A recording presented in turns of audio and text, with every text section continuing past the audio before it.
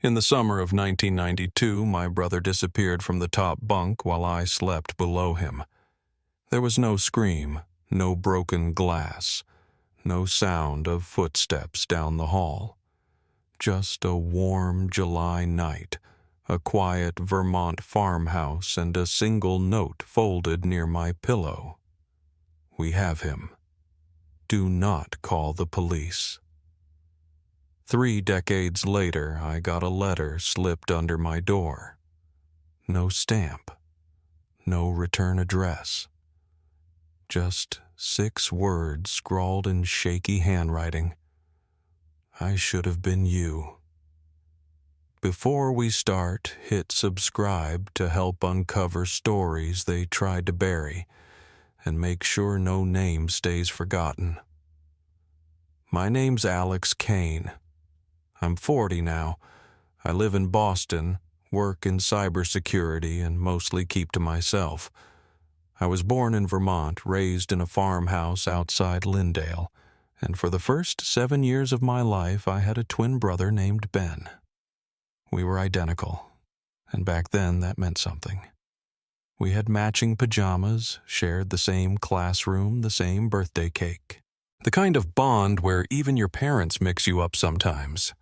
Ben and I would switch places just to see how long we could fool people. We thought it was funny. Harmless. Looking back, I'm not sure it was. Our mom stayed home. Dad worked construction and drank too much. Life on the farm was quiet, simple. We had a dog, an old Ford, a garden full of crooked tomatoes. The kind of life you only realize was fragile once it breaks. I stopped going by Xander after the night Ben disappeared.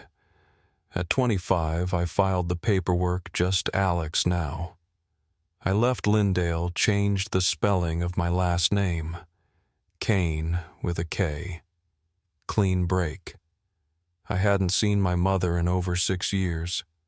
Dad passed from liver failure before that. Nobody calls anymore. Truth is, I wanted to forget the past. But the past had other plans. That morning started like any other. I'd stepped out to grab coffee 10 minutes tops. When I got back, there was a plain white envelope on the floor inside my apartment. No stamp, no label. Just slid under the door. Inside 6 words in all caps, handwritten like the ink had run dry. I should have been you. I don't know how long I stood there staring at it. I didn't call my therapist. Didn't call the police. I just stared. My hands shook a little, but my mind was still. Like part of me had been waiting for something like this. A knock. A sign. Something to say I wasn't the only one who remembered. That night I pulled down a box I hadn't opened in 10 years. Family photos, old VHS tapes, a stuffed orange fox with one ear missing. It used to belong to Ben. Buried inside, I found something new. Something I don't remember putting there. A small black tag stitched into the fox's leg. I tugged at it. Out came a curled strip of film, a negative. I held it to the lamp, took a photo with my phone, inverted the image. 2 boys, standing on a dock, one smiling, one turned away. Behind them, a blurred man, and just at the edge of the frame, a sign. Twin Lakes Fishing Camp, Cabin 7.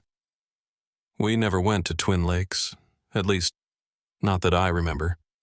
But Ben, he used to talk in his sleep when we were little. He once said I had a dream we were fishing, but there was someone behind us. He didn't have a face. By midnight, I had booked a room 15 minutes from the farmhouse. I told work I was taking personal leave. I packed light the letter, the photo, the fox. Before bed, I wrote in my notebook something my therapist suggested years ago when the memories got too loud. What if they took the wrong one? I stared at it, then underlined it. Twice. The motel was quiet. Just the buzz of the fan overhead, the cicadas outside, and the occasional distant howl of a train I couldn't quite place. I didn't sleep, just lay there in the dark staring at the ceiling listening, because 32 years ago I had slept through it. While someone came into that house and took my brother from the bed above me. The farmhouse hadn't changed much. The paint was grayer than I remembered, peeled in long curls along the siding, and the roof sagged hard on the west side. But the porch steps still creaked the same way. Even the smell hit me before the door was halfway open, dust pine and that deep, dry scent of wood left to its own memory. I stood in the doorway longer than I meant to, just letting the air settle around me. I hadn't stepped foot inside that house in almost 20 years, but nothing had been touched. The couch with the crushed cushions, the yellow lamp with the cracked shade. Even the photo frames on the wall still hung slightly crooked, their colors faded beneath the glass like time had stopped trying. I didn't go room to room. I knew where I needed to be. Down the hall, last door on the right. The bunk beds were still there. Top frame stripped bare bottom, one holding faded sheets with rocket ships barely visible. The mattress upstairs had stains, now torn fabric showing the rusted springs. I moved quietly like the room still held something delicate. Maybe it did. I don't know how long I stood there before I walked to the window. That same back field stretched out beyond it. We used to build snowmen out there. Our dog Scout was buried beneath a maple tree in the far corner. That winter Ben and I had buried a time capsule behind the shed. I remember that. I remember the two of us kneeling in the cold with a tin lunchbox and a vow to come back when we turned 21. But that night in 1992, there's nothing. No sounds, no dreams, just waking up to my mother's voice in the hallway, screaming. The window latch had always been a mystery. Unlocked no fingerprints. It had rained that night, but there weren't any footprints in the mud outside. I crouched and looked closer this time. The wood was old, sure, but not rotted. Just above the latch was a perfect tiny hole, like someone had taken a drill to it. Clean cut, mechanical. I pulled out the pen light I'd brought and angled it into the groove. Inside, you could see where the metal had been tampered with, like the lock had been disabled from the outside with precision. Not forced open. No glass broken. No noise. It was surgical. Back downstairs, I sat up at the kitchen table with my laptop. I opened the old files I'd collected over the years, the original police report, photos, interviews. Nothing in them mentioned a drilled hole. Nothing in the photos showed that latch up close. Either they missed it back then, or someone came back after. Either way, it meant someone had returned to this house. Maybe more than once. There had been a handful of suspects at the time, a neighbor with a prior offense, a janitor from the school who disappeared 2 months later, a teacher. But the one that stood out now was Harold Mooney. Lived just a few houses down, worked part-time at the hardware store, kept to himself. The police searched his place, found nothing, released him. He died in a motel in Connecticut 3 years later. Suicide. Left a one-line note. I'd seen it in the background of an old incident file. One sentence, I took the wrong one. I drove into town and walked into the Lyndale Police Department. It was smaller than I remembered. One story. Faded blue awning over the front door. Inside, a woman behind the desk looked up from her crossword. Beige cardigan badge clipped to her sweater. She glanced at me, "You're one of the Kane boys," she said. I nodded.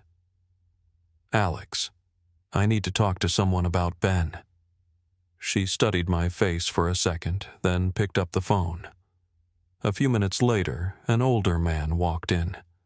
White hair, heavy-set eyes, like someone who'd seen too much but forgot none of it. "Carl Hadley," he said. "Sheriff back then. Retired now." He waved me into a small room in the back. The chairs were coffee-stained. The bulletin board behind him had safety pamphlets and a faded missing dog flyer. I showed him the photo I'd taken of the latch. He stared at it a long time. "We didn't have the tech back then," he said quietly. "Didn't even dust the inside frame. We figured no signs of a break-in, no broken glass. Maybe the kid walked out himself." He looked at me, but I never really believed that. I hesitated. "Did you ever find another note?" His face didn't change, but he looked away. "There was a second one," he said, 3 days later. "Someone slid it under the station door late at night. Said, 'Wrong one. Fix it soon.'"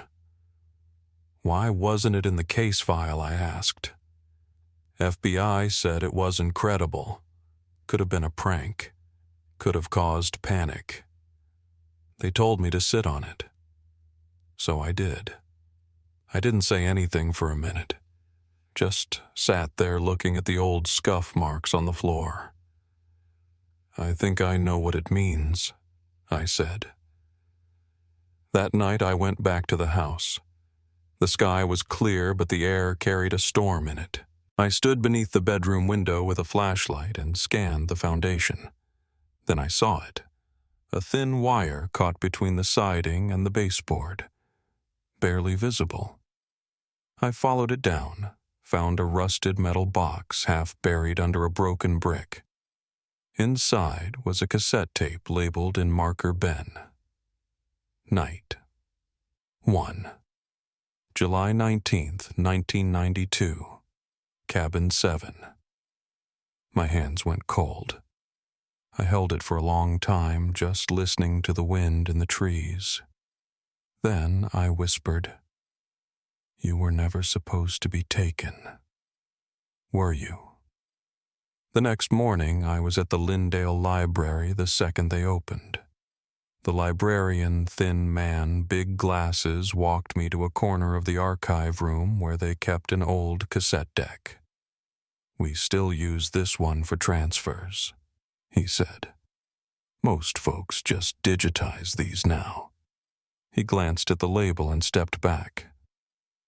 "I think this one's personal." He gave me a small room behind the genealogy desk. Just a desk, a dusty chair, and the machine. I sat down. Pressed play. Click. Static. Then a small voice. "My name is Ben. I'm 5 3/4." It was his voice. High, nervous. Exactly as I remembered. Then a man's voice entered, muffled off to the side. "Okay, buddy. Time to say good night. We'll try again tomorrow. You did good today." Ben's voice trembled. "I want Alex." Then the sound of a door locking. I pulled the headphones off. My ears were ringing. He had been alive. Awake. Speaking. And someone had recorded it. Back at the house, I sat on the porch steps with the phone in my hand. I thought about calling my mother. It had been 6 years since I last spoke to her. But before I could press the button, I heard a voice behind me. "You came back." I turned. A woman stood at the edge of the driveway. Gray blonde hair, denim jacket, holding a box. She smiled. "I was your second-grade teacher. Karen Lockhart." I stood. "I remember you." She walked up the steps, handed me the box. "I kept this for too long. Thought you should have it." Inside were old drawings. One showed two stick figures labeled me and Ben. Another, done in jagged red crayon, read, "Ben said we should trade rooms." Karen glanced at me. "He said it a lot that week, that someone was watching your window at night. He thought maybe if he slept there instead, the man would go away. No one ever told me that." That afternoon, I went back to the station. Sheriff Hadley didn't argue. He led me through a back hallway to an old file room and pointed to a drawer labeled Kane Benjamin. I opened it. Paper yellowed with age, scanned interviews, photos, and there it was, the second note, typed, plain, wrong one. Fix it soon. I asked him, "Did you ever investigate the possibility that they meant to take me instead?" He looked at me and said, "Your parents didn't want to believe it, and you were too young to remember." But then I opened my laptop and pulled up a map.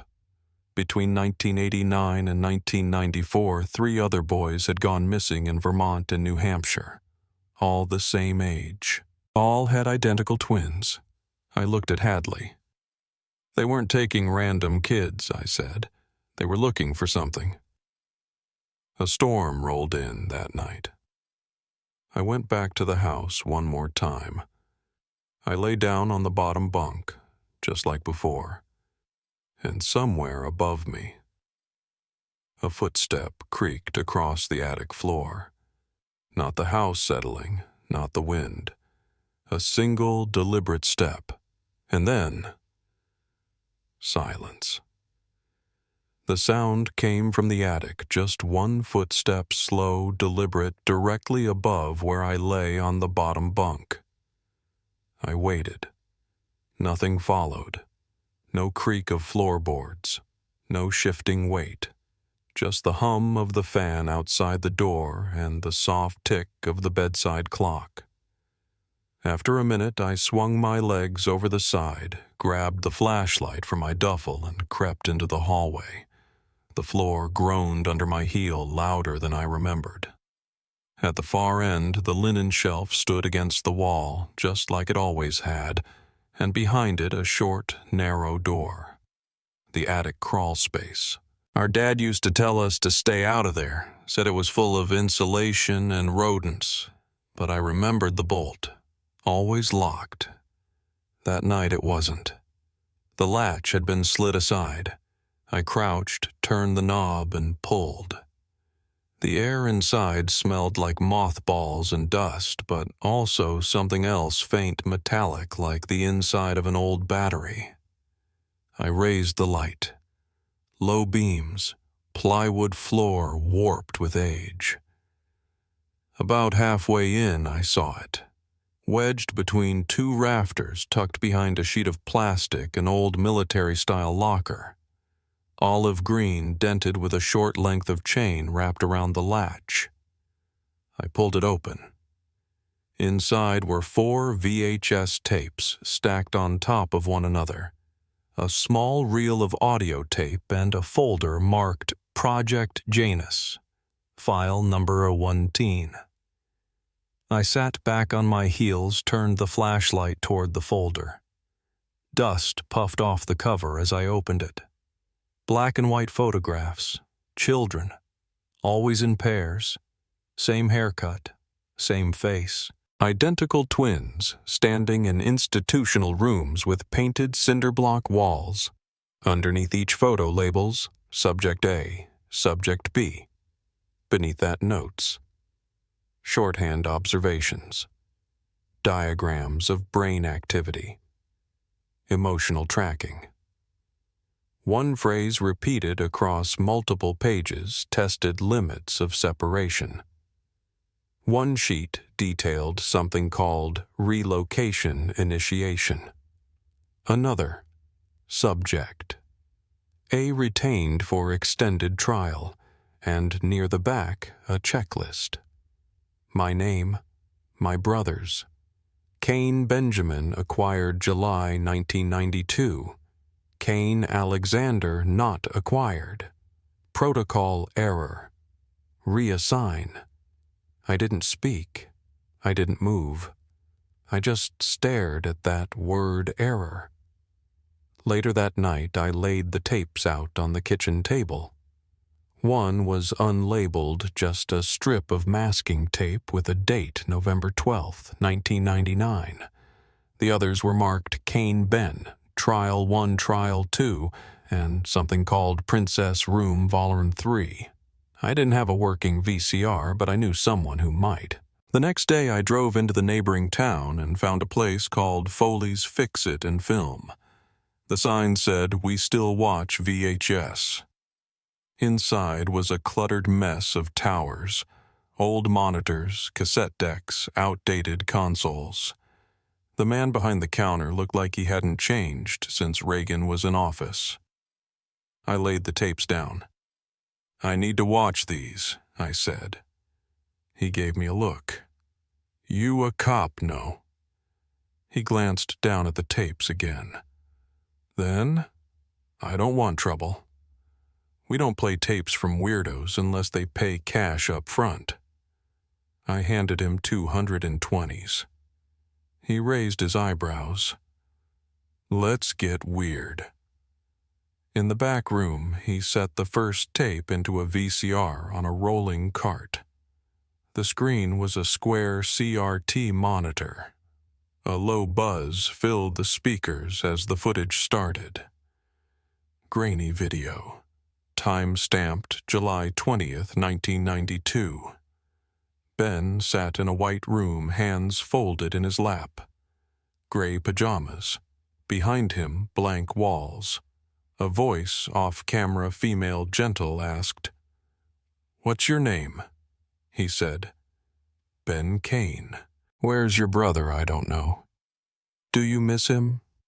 "Yes." "Do you want to be the strong one?" Ben hesitated. "Will I get to go home?" "If you're the strong one," she said, "we'll send Alex home instead." Ben's voice cracked. "He's scared of being alone. Then be brave for him." The screen went black. The man beside me didn't say anything. I picked up the second tape. This one showed Ben drawing pictures. He was quiet. Whenever they asked who he missed, he said my name. When they asked what he feared, it was being alone. The woman's voice always returned to the same phrases. "You are the prince. You watch. You stay." I watched them all, even the one labeled Princess Room. It showed a pink room, castle walls, stuffed animals lined neatly along a bed. Ben sat cross-legged, hands in his lap, repeating words under breath. "You are the prince. You stay. You watch." His face didn't look like a 5-year-old anymore. It looked hollow. Back outside, I stood in the parking lot trying to steady my breath. The phone in my pocket buzzed. "Unknown number," I answered. A voice, muffled, distant, said, "You're getting too close. He's not what you remember." Then the line went dead. That night I couldn't sleep. I lay on the bottom bunk again, same room, same ceiling fan clicking in slow rhythm. The tapes ran through my mind. The room, the voice, the repetition, and what the caller said. He's not what you remember. Not who. Not where. What? In the morning, I went to the police station and asked about the 911 operator who took the original call the night Ben went missing. Her name was Linda Tarrin. I'd found an archived mention of her in a side file, just one note that she received a second call a few days after Ben vanished. A call that never made it into the case report. Sheriff Hadley rubbed his chin. "She's still around. Lives up near Carter Ridge. Little blue house. Can't miss it." Carter Ridge was a stretch of overgrown road that looked like it had been abandoned years ago. The mailbox was rusted shut. Wind chimes made from old silverware clinked faintly on the porch. She answered the door in a heavy cardigan and oversized glasses. Narrow face, soft eyes. I introduced myself. Ben's brother. She stared at me for a long second, then stepped aside. "Come in." The house was full of clocks. Grandfather clocks, mantel clocks. None of them ticking. "I stopped winding them," she said. "Too much noise in my head already." We sat at her kitchen table. I asked about the call. "I remember it," she said. "Clear as anything. It was a woman, calm voice, spoke like she was sitting in a church." "What did she say?" "She said, 'He wasn't the right one. He won't stop crying. He keeps asking for his twin.'" My mouth felt dry. She said, "I made a mistake. He doesn't adapt." "Adapt to what?" She never said. Linda looked past me, but it wasn't a prank. You answer phones for 22 years, you learn what panic sounds like. That woman wasn't panicked. She was disappointed. I asked if the call was traced. It came from a payphone near the truck stop off Route 219. By the time anyone checked, it was cold. She got up, crossed the room, and pulled a small leather notebook from a drawer. They told me not to log it, but I did anyway. She flipped to a page marked July 21st, 2:16 a.m. She slid it across the table. The last line read, "He asked for Alex in his sleep." I drove out to the truck stop that afternoon. The payphone was long gone, but the wall where it used to hang was still there, faded wood with staple holes and torn flyers. As I stood there, something caught my eye. Near the bottom corner of the wall, behind a peeling ad for engine repair, was a strip of old masking tape. The ink had faded, but 3 words were still barely visible. "Princess Room." I drove straight back to the farmhouse. I pulled out the final tape, the one without a label, and pressed play. At first static, then footsteps. A hallway painted pink. A camera moved through it slowly. The light from the lens bounced against painted clouds on the wall. The person filming stopped at a pink door. A key turned. Inside, a girl, maybe 13, maybe 14, sat cross-legged drawing with a crayon. Blonde hair, too long, pajamas too small. She looked up, stared into the lens. "You're not him," she said. Then she pointed to the far corner of the room. Behind a curtain of stuffed animals, the camera lens shifted. A narrow crawl space, and inside it someone was crouched. Thin, shirtless, facing the wall. The tape ended there. No timestamp. But the clothes were modern. The footage wasn't analog. Whoever they were still there. I called Sheriff Hadley the moment I got back to the farmhouse. I didn't try to explain it all over the phone, just told him he needed to come see something. He didn't ask questions, said he'd bring a team in the morning. I stayed on the call a little longer than I had to, still watching the paused frame on my laptop. In the corner of the video taped to the wall, just above the crawlspace curtain, was a crayon drawing 2 boys holding hands. Underneath, written in blocky letters, it said, "Ben plus Alex equals same soul." The next morning at the station, we sat in the back conference room, a long table between us. The folders Hadley laid out weren't from my case file. They were older. Others. Cases that had been labeled unrelated, unsolved, or left open indefinitely. Each one had a name, a year, and just enough detail to feel familiar. The first, Colton Hughes, 1989, Bennington, Vermont. Age 6. Disappeared from a locked house during a thunderstorm. His twin, Evan, found unharmed. No forced entry. No evidence of abduction. The second, Nathan Poole, 1990. Exit, New Hampshire. Age 7. Vanished from a tent on a camping trip. Zipper still drawn from the inside. His twin brother Adam said he never woke up. The third stopped me cold. Mason and Tyler Ridge, 1991. Waterville, Maine. Twins. 5 years old. Both went missing. 48 hours later, one was found alone in pajamas, no shoes, no memory. Mason was the one who came back, or at least that's what they said at the time.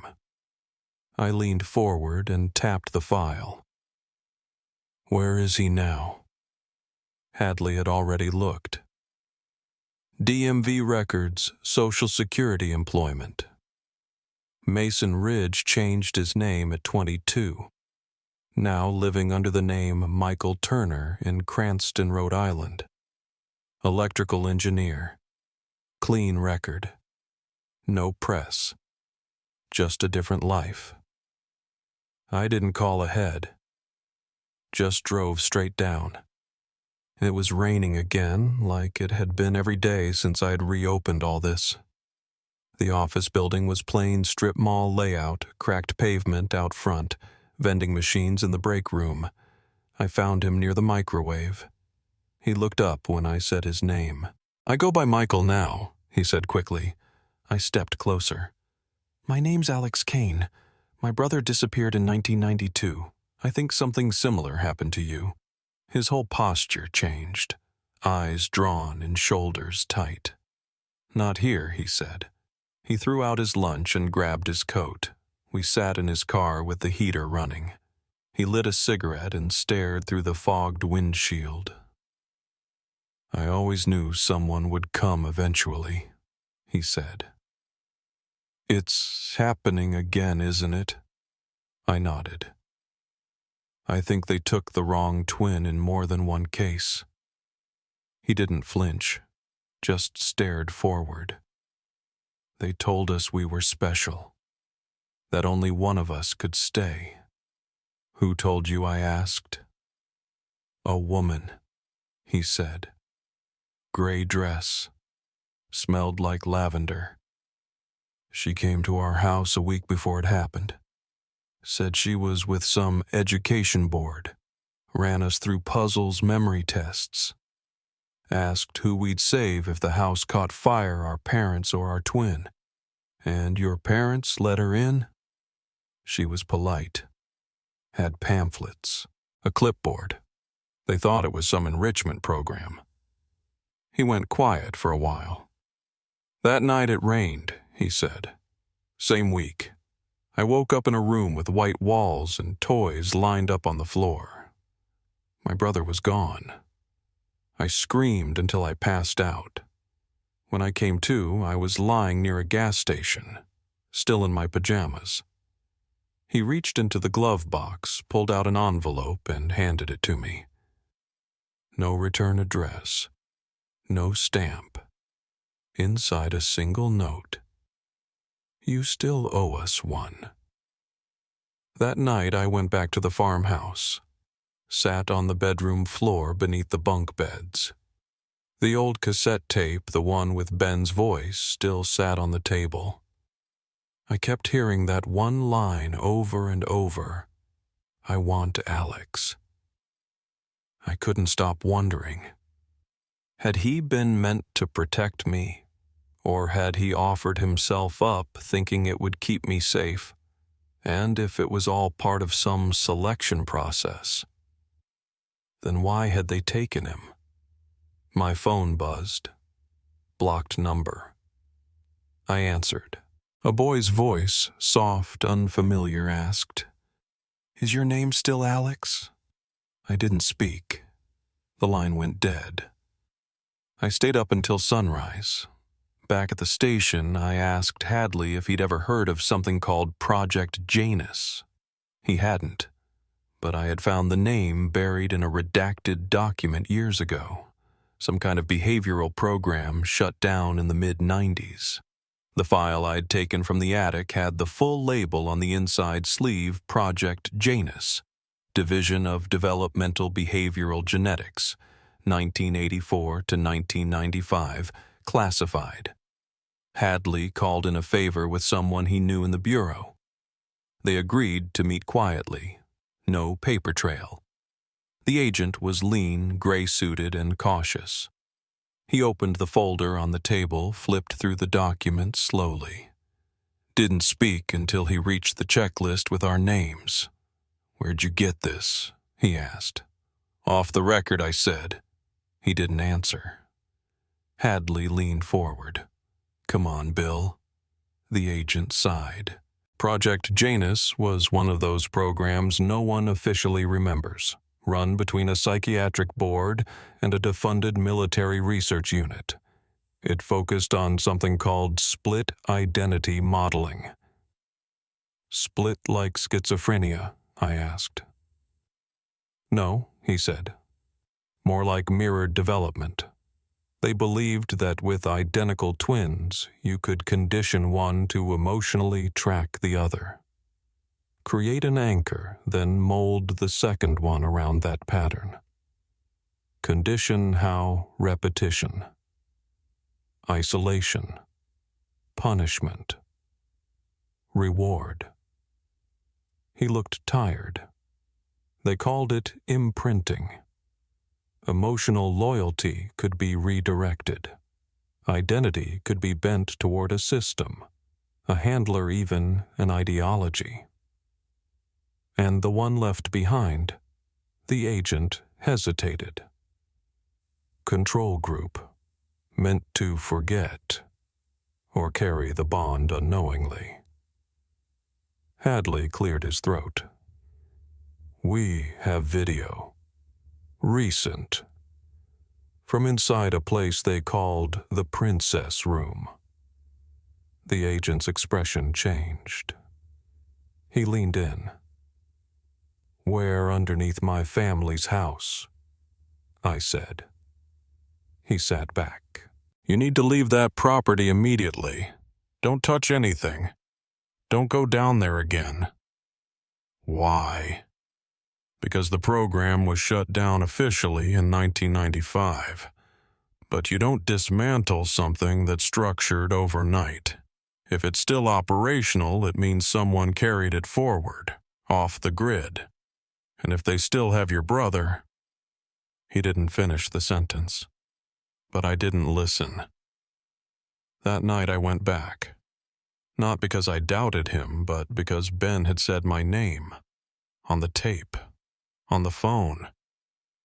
He remembered something, and I needed to see if any part of him was still reachable. I waited until midnight, took gloves, flashlight, and a crowbar, pulled back the washer in the basement, and found the hidden latch again. The corridor opened like before. Pink fairy lights, foam-padded walls. The smell was stronger now, mildew, rust, something else beneath it. I passed the crayon drawings. Every one showed two boys, one in sunlight, one in shadow. At the end, the same pink door. The stickers were peeling, the handle cold. Inside the room looked untouched, mattress on the floor, stuffed animals lined against the wall. But in the corner, mounted behind a painted flower, was a camera. Across from it, a mirror, large, rectangular, with no frame. Two-way glass. Behind it, a second room. And in that room, a boy. He was thin, pale, sitting on the bed, arms on his knees, eyes vacant. But the face, it was mine. He looked up as I approached. I put my hand on the glass. He did the same. We matched. Then he mouthed something. I leaned closer. I couldn't hear it. Then I saw it again. Same movement. Same rhythm. "Which one are you?" And from somewhere above, through a hidden speaker, a man's voice said, "Step away from the glass." I didn't move at first, just stood there with my hand still pressed to the glass, trying to memorize the angle of his face, the narrowness in his shoulders, the way his fingers trembled when they touched mine. The voice from the speaker hadn't repeated itself, but I could tell someone was watching. Maybe they'd been watching this whole time. I backed away slowly, not taking my eyes off him until I reached the curtain and ducked out. I didn't run, not yet. I kept my steps even, my breath steady, as I slipped back through the corridor, past the toy-lined shelf, through the open hatch beneath the washer. Once I was clear of the basement, I bolted the door shut behind me, locked the kitchen, and sat in the dark with the flashlight off. I waited 10 minutes, then 20. Nothing. At sunrise, I packed the tapes, the folder, the letter, and every piece of evidence I had into a duffel bag and drove to the university archive in Montpelier.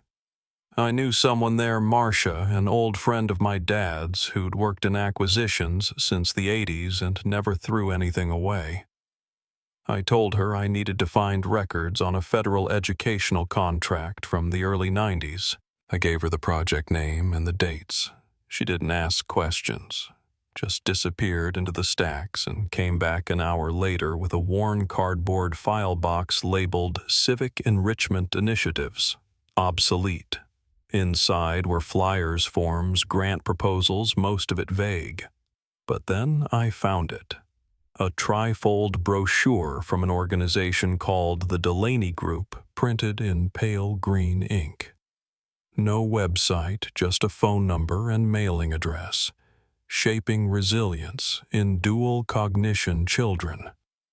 The pamphlet described something called mirror modeling, worded carefully, almost clinically.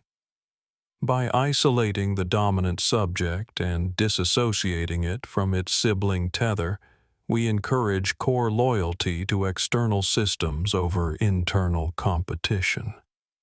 I asked Marcia if she'd heard of the Delaney Group. She frowned.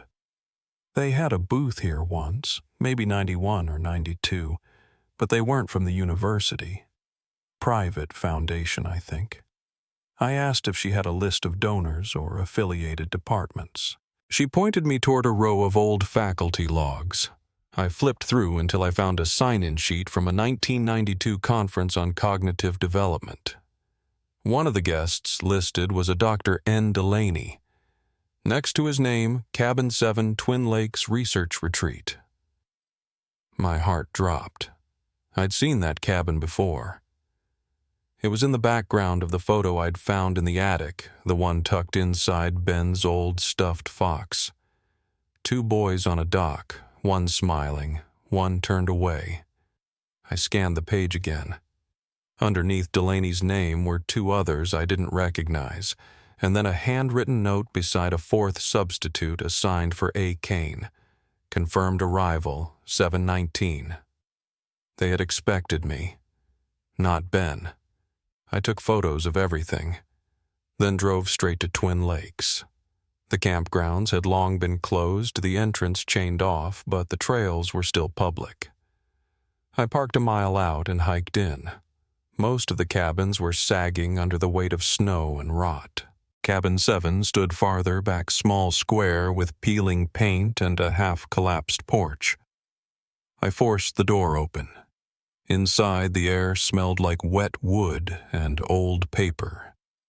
The furniture was gone, but the walls were covered in bulletin board cork, dotted with push pins and brittle tape. I swept my flashlight across one corner and saw them rows of photos still faintly visible. Most were faded beyond recognition, but a few held. Children, always 2, posed like school portraits. Beneath one photo, the name Kane was handwritten. I moved closer and froze. It wasn't Ben. It was me.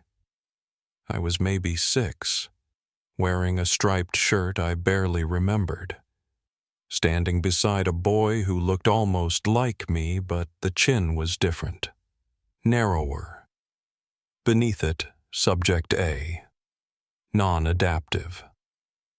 I stared at the label, the photo, the angle of the smile. They didn't just switch us, they compared us. In the far corner of the cabin behind a loose plank, I found something buried in the wall, a metal box rusted at the hinges.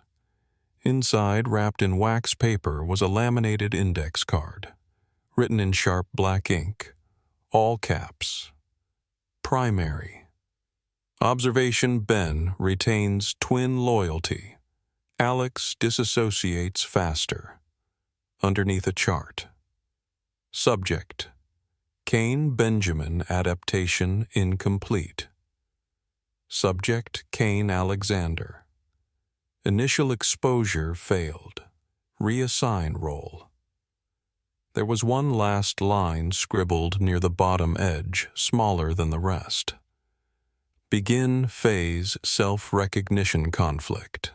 Prediction window 2030. I sat back on my heels, trying to process what I was reading. If this was all part of some long-term project, decades long, then what phase were we in now? And if Ben had been raised in that room beneath our house, surrounded by mirrors and cameras and silence, what did he see when he looked at me? Back in Boston that night, I played the tapes again. I watched every flicker of Ben's face every time he turned his head or repeated a phrase. There was one moment near the end of the third tape where he sat alone at a table coloring. The woman's voice asked him, "Do you know where you are?" He didn't answer. She asked, "Do you know who you are?" Still silence.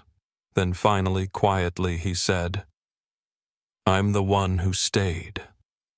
I rewound that part again, paused it, let the image hold. Then I zoomed in on the drawing he was working on. 2 stick figures, a sun overhead, a house with no windows. In the corner of the page, faint but visible, were 5 numbers. 43.2817, 72, 4821. I typed them into my phone. Coordinates.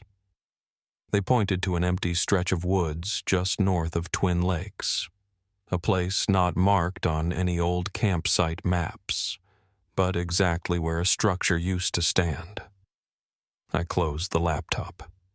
Next morning I'd go back. Not to search, to dig. I left before daylight. The sky was still dark, just a sliver of pale gray above the trees, and the frost hadn't lifted from the windshield yet. I didn't tell anyone where I was going, just programmed the coordinates into the GPS and followed the back roads up past Twin Lakes. The trail that led toward the woods was overgrown but still passable.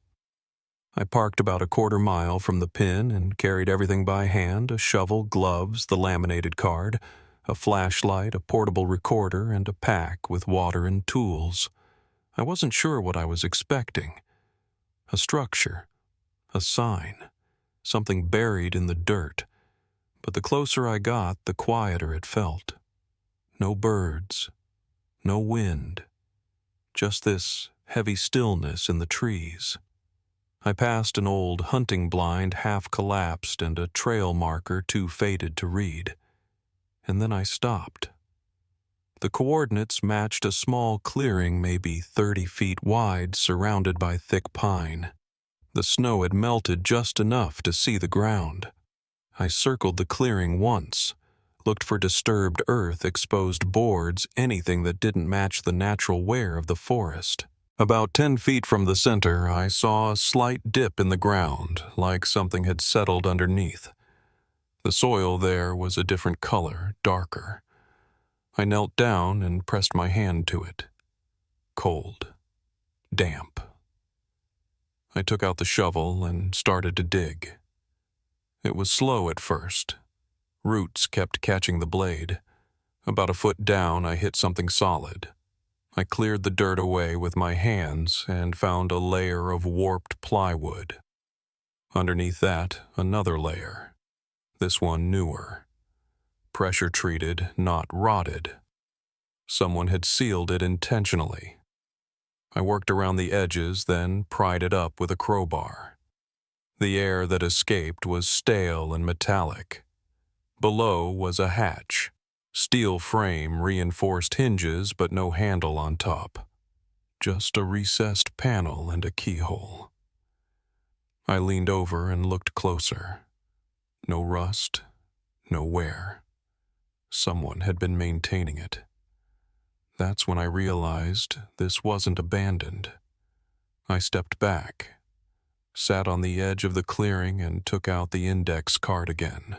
There was a faint smudge near the bottom I hadn't noticed before, an outline of something like a stamp. I rubbed it gently with a piece of cloth and saw the shape of a small rectangle with a line through it. That same shape was etched into the panel on the hatch. I reached into my pack and pulled out a multi-tool, slid the flat tip into the keyhole and turned gently. The mechanism clicked once, then again. The hatch lifted an inch. I waited. No sound, no movement. I opened it the rest of the way. A metal staircase disappeared into the dark. About 20 steps down, the air smelled like rust and antiseptic. I turned on the flashlight and descended slowly, one hand on the railing. The space below was narrow, just wide enough to walk single file. The walls were lined with that same foam padding I'd seen beneath the farmhouse. At the bottom was a steel door with no window, a keypad on the left. The code wasn't obvious. I tried the numbers from the drawing 432817. A green light flashed. The door clicked open. Inside was a corridor maybe 20 feet long, lined with doors, most of them closed. I counted 7 in all. The third was slightly ajar. I pushed it open and stepped inside. The room was small. Bunk bed, plastic drawers, a white desk against the wall. It looked recent, like someone had stayed here not long ago. On the desk were lined notebooks stacked neatly, a digital clock with no power, and a pencil cup. I opened the top drawer. Inside were identical photo prints. Children always twins, always labeled. Most had red stamps over one of the faces, retained or released. Some had both. At the bottom of the stack, I found one with my face. Retained. And beneath it, another. Ben. Released. I sat on the edge of the bed, tried to steady my hands. In the corner was a box of cassette tapes. Black plastic. Same brand as the ones in the crawl space. I opened the recorder and slid one in. Pressed play. A voice spoke, female, calm. Subject 19. Session 12. Trigger exposure. Then silence. Footsteps. Then my name. Spoken slowly. Alex. Ben's voice followed. Softer than I remembered. Where is he? The woman again. Tell me who you are. I'm the copy, he said. I'm the second. I pressed stop, ejected the tape, took 3 more at random and stuffed them into my bag. Further down the corridor, I checked another room. This one was darker. Shelves lined with boxes, each labeled with dates and initials. I opened one. Inside were children's drawings, notes from sessions, daily logs. Each entry was signed by a different handler: C. Maddox, D. Bell. One was signed Delaney. Then I saw something that made me stop. A sealed envelope, my name on it, written in tight, slanted handwriting. I opened it carefully. Inside was a single sheet, typed. To subject, Kane, A. In the event of unauthorized exposure, you are not to retrieve the retained. That phase has passed. Observation will continue from a distance. Do not return to the site. Do not initiate further contact. You are the control. Continue to live accordingly. It was unsigned. I folded it and placed it back in the envelope. My hands were cold, my breath tight. I stood there a long time before I made my way back to the stairs. When I stepped out of the hatch, the light had changed. Still overcast, but warmer. I closed the hatch slowly, covered it again with boards and dirt.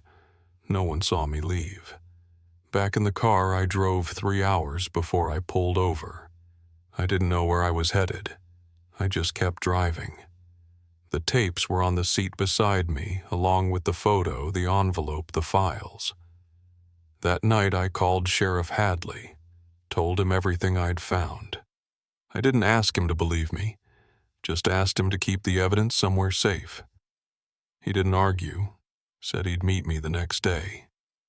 Before I hung up, I asked one more thing. Did my mother ever file anything unusual in the years after Ben disappeared?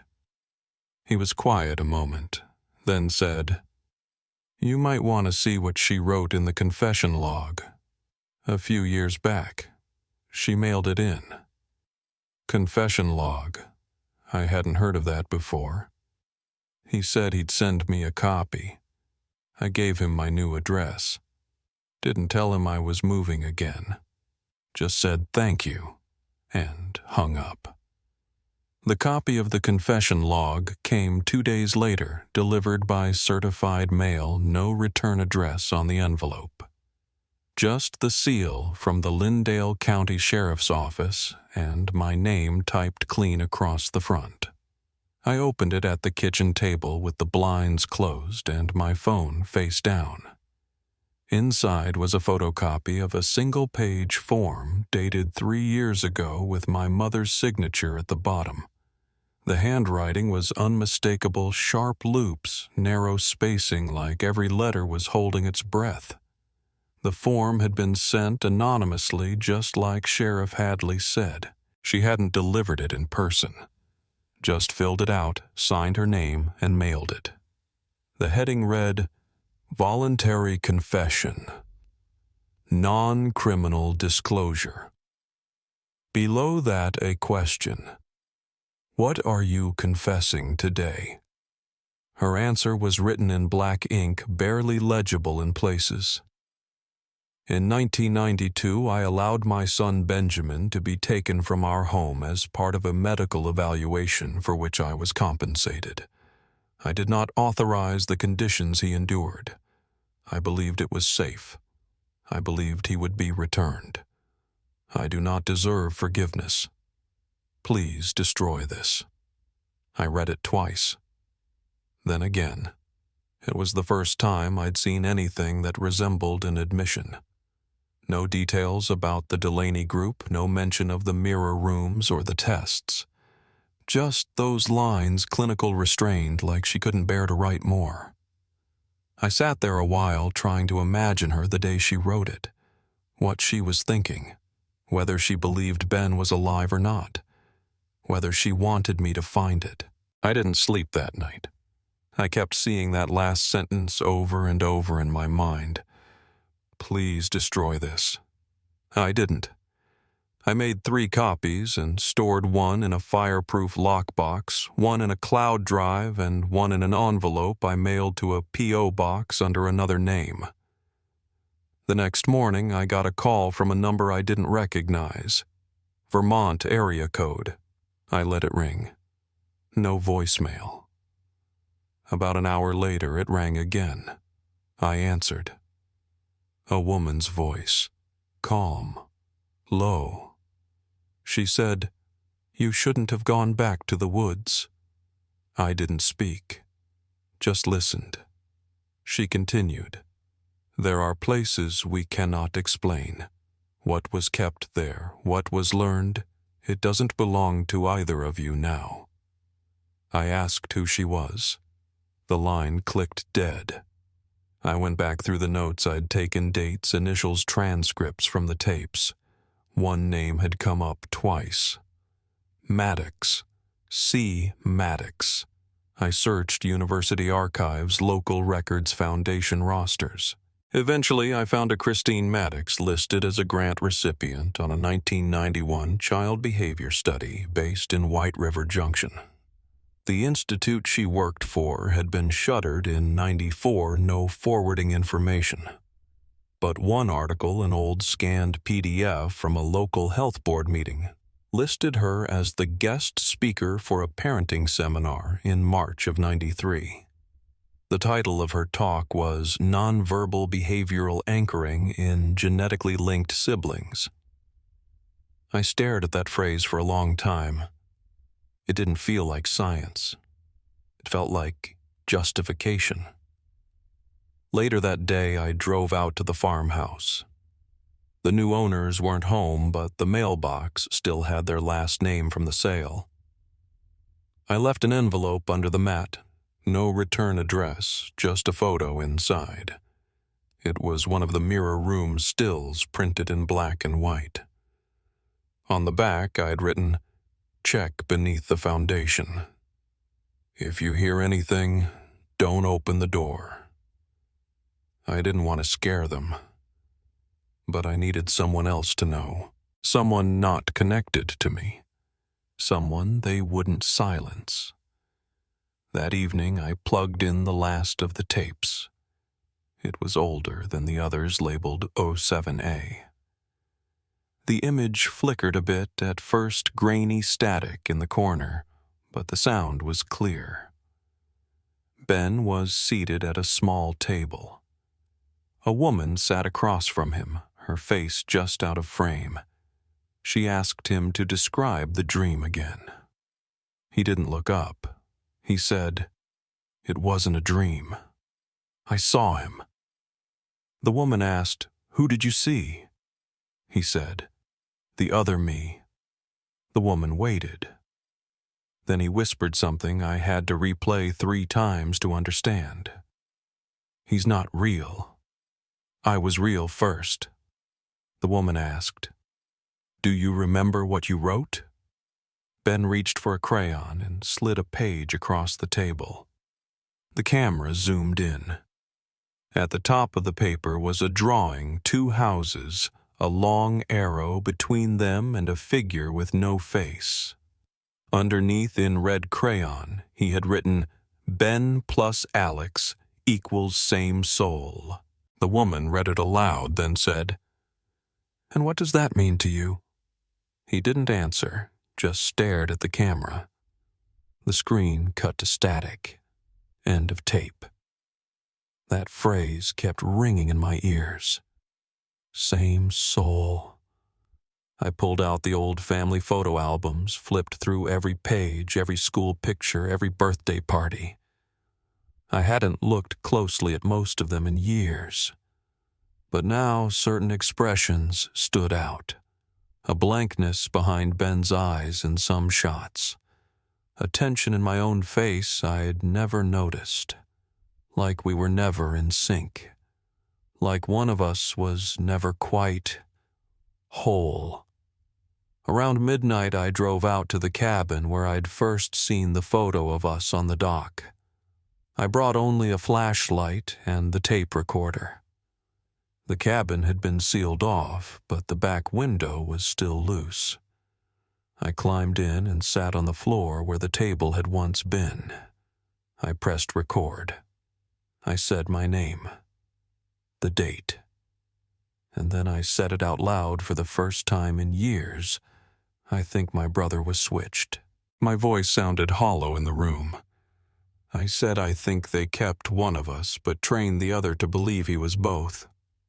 I paused, then added, I don't know which one I am anymore. As I sat there, I realized something. Every note, every file, every test, it all stopped in 1995. That was the year we moved, the year the farmhouse went on the market, the year the basement was sealed and Ben stopped appearing in my dreams. Nothing after that, no logs, no evidence of a follow-up. It was like someone cut the cord. I closed the recorder and climbed back out. The wind had picked up. The pines swayed quietly overhead. On the walk back to the car, I kept thinking about the phrase, "Do not initiate further contact," and about what that really meant. Because if they were watching him, they were watching me. And if I kept pulling the thread, I had to be ready for whatever came loose on the other end. The next morning, I checked my email.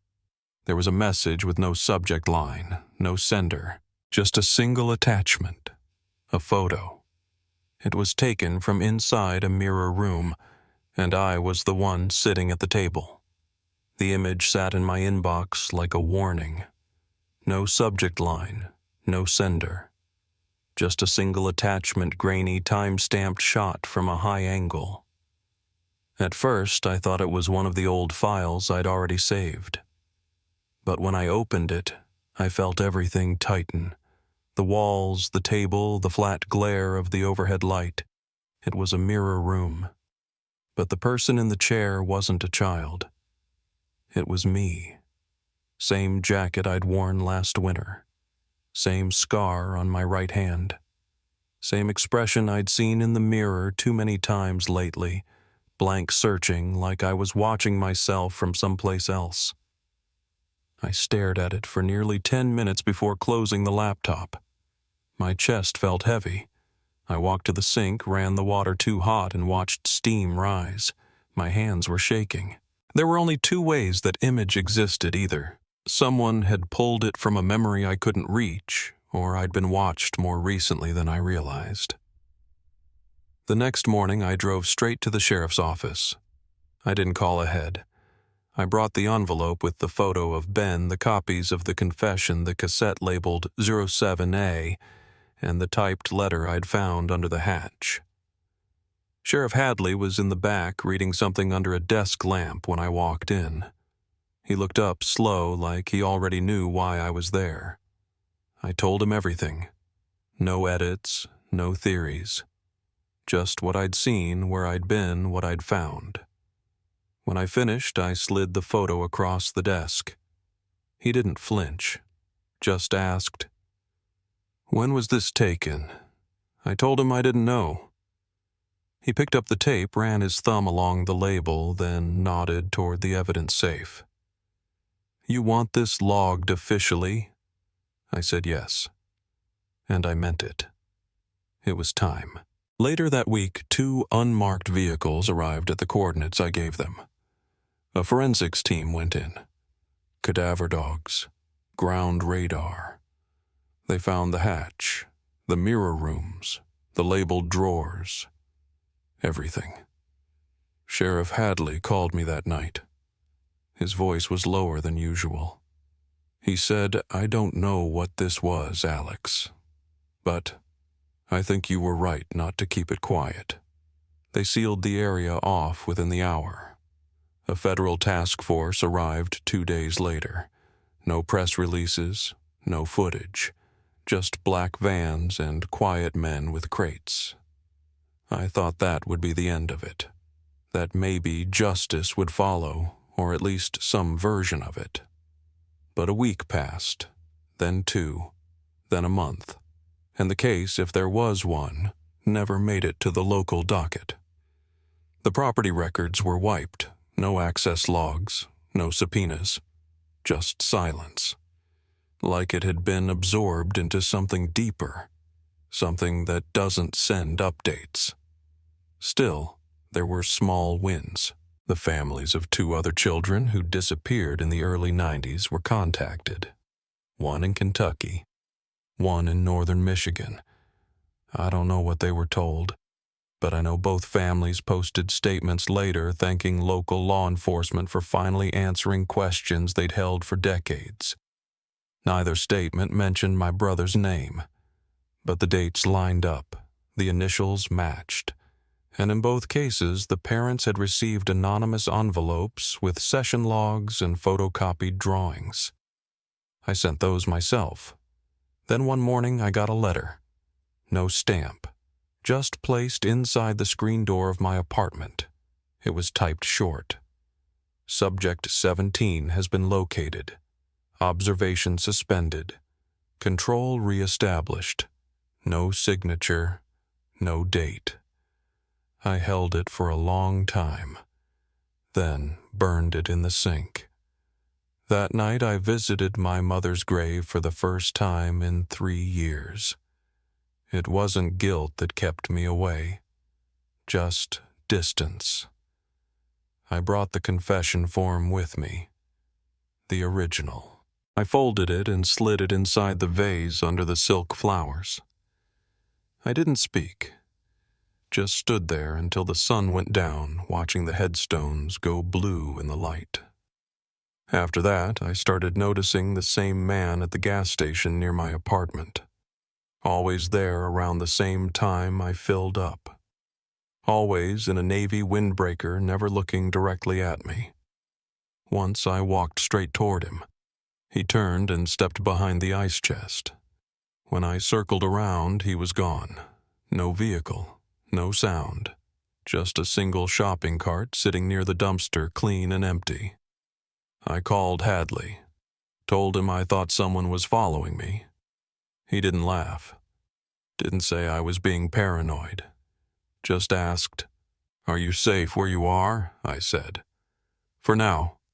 He paused, then said, "Then stay there. And if you see him again, don't approach. Just document." A few days later, an article surfaced on a fringe watchdog site, buried under 6 pages of forum threads. It mentioned the mirror rooms, the name Delaney. One of the photos was from my collection, but it had been cropped and blurred. The source was listed as independent researcher. I never posted it. Someone else had access. Someone who wanted it out there, but just enough to be dismissed. By mid-October, the farmhouse had new owners again. I drove by one last time. No lights, no mailbox. Just a lockbox on the front door and a for rent sign leaning against the porch steps. The grass had grown high again, nature taking back what it could. I didn't stop, just rolled past slow, keeping one eye on the side mirror. I'd hoped for justice, a hearing, a name named under oath. But in stories like these, it doesn't come clean. It comes quiet. Through burnt-out hard drives, retired sheriffs, redacted files, and things left just barely out of reach. Still, something had cracked. And once it's open, it never really seals again. One night I checked my phone just before bed. There was a new voicemail. No caller ID. I played it on speaker volume low. At first just static, then a child's voice. It was faint, like it had been recorded inside a box. "Alex," it said. "I'm here." Then silence. Then a sound like metal scraping across concrete.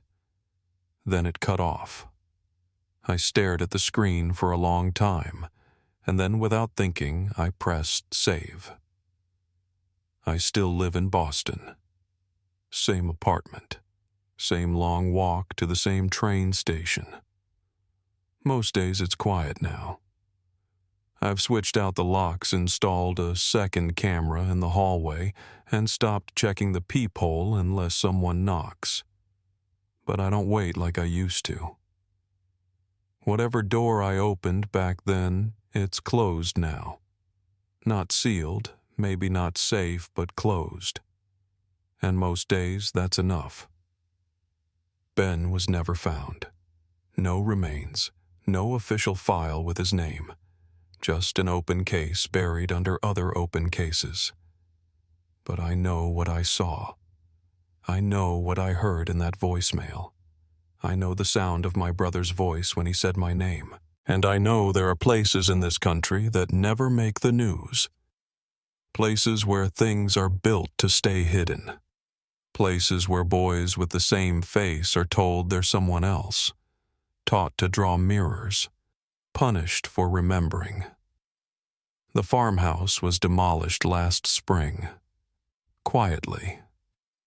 No permits filed through the county, just gone, like it never existed. The last thing to disappear was the mailbox number still rusted in place, 1260 Pine Hollow Road. That number used to mean something to me. It doesn't anymore. Sheriff Hadley retired. He called me the day before he left the office. We didn't say much. He thanked me for coming forward, said I was braver than he'd been. I told him he'd done more than most. I think he wanted to say something else but didn't. And that silence between us, it didn't feel heavy. It felt honest. Sometimes I still hear things at night. Not voices, not memories. Just soft clicks through the wall like tape reels, winding, rewinding. I don't try to explain them. I just listen until they stop. And then I sleep. Grief doesn't end exactly. It just finds quieter rooms to live in. And over time, you learn the layout. You stop walking into sharp corners. You memorize where the light switches are. And you learn what you can carry and what has to stay in the dark. I've kept one photograph on my desk. It's from the year we turned 7. Ben standing barefoot in the snow, grinning wide, 2 missing teeth. I'm off to the side, not looking at the camera. You can barely tell us apart. But I always know which one is me. He smiled with his whole face. I didn't. There are people out there who remember these kids' ones with names that never made the evening news. And if this story has done anything, I hope it reminds you that forgetting is a kind of cruelty. We don't all get justice, but we can still hold the truth, even when no one asks us to. Especially then. If this story stayed with you, consider sharing it so no name gets left behind. And wherever Ben is, if he's listening, I'm still here, and I remember.